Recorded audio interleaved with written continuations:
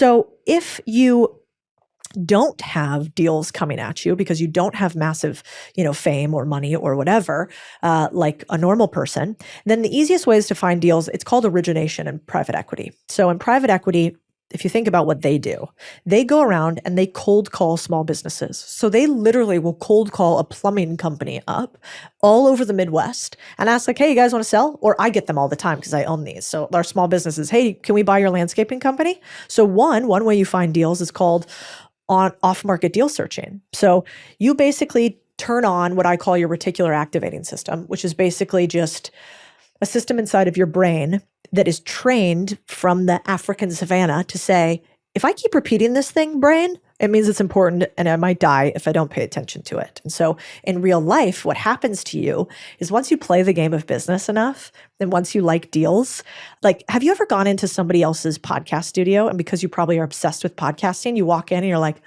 that's an interesting way to do that setup. Yeah, for I don't sure. think I would do that. Oh, I like that they did that. Let's steal that, right? Your reticular activating system is so turned on to podcasts that you can't help but notice all around you things you would do differently or that you like. The same thing happens with business and deals. So now when I go into like a corner store or when I go into a restaurant, I go, or a gym. Gyms get me for some reason. It's like, you have me. You have my credit card. You have recurring revenue. I come in here every single day. Sell me more shit. Why don't you sell me more things? You definitely should.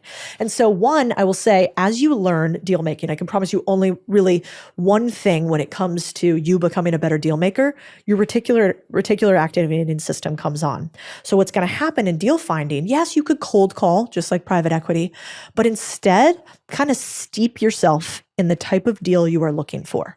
Steep yourself in what skills you actually have, and then you're going to see them all around. You won't be able to turn it off.